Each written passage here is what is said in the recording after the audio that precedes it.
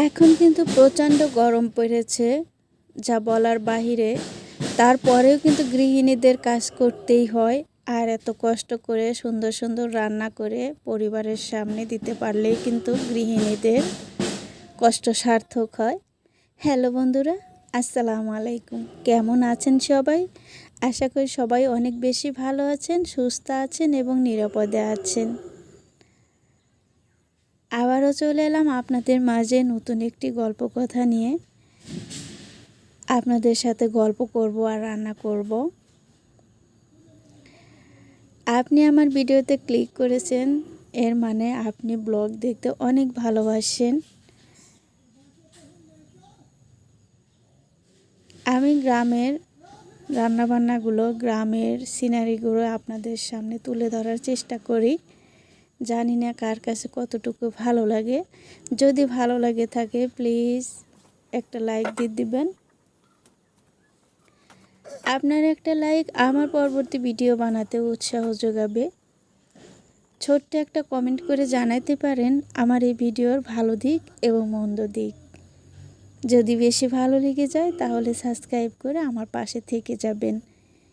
তো কথায় কথায় আমি কিন্তু ভাতটা বসিয়ে দিয়েছি। আর লাকড়ির চুলা বলে কথা, লাকড়ি ধরা দিয়েই কিন্তু অনেক কাজ করে নেওয়া যায়। গৃহিণীরা এভাবেই চার হাতে কাজ করে।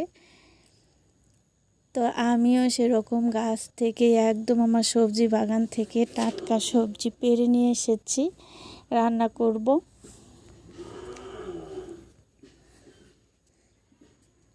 এখন সবজিগুলো আমি কেটে নিব।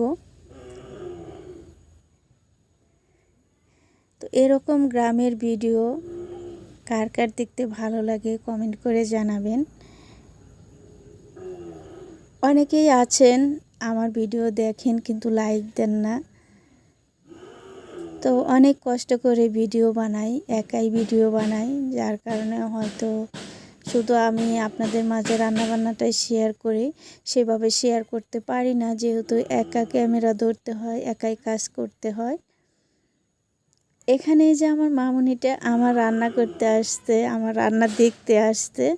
তো আমি বলতেছি, আম্মু আমার সাথে তুমি কবে রান্না করবে, আমার সাথে তুমি কবে কাজ করতে শিখবে। তো আমার শাশুড়ি মায়ের কোলে আছে।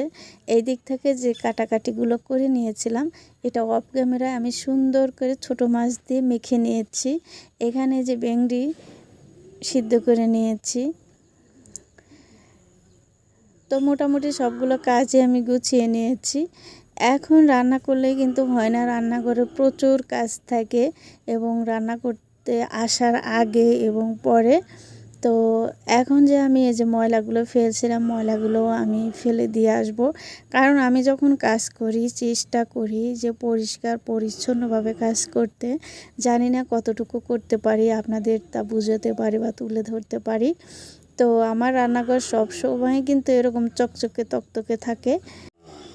তো এই ছিল আমার আজকের রান্না বান্না। সবাই ভালো থাকবেন, সুস্থ থাকবেন। আল্লাহ হাফেজ।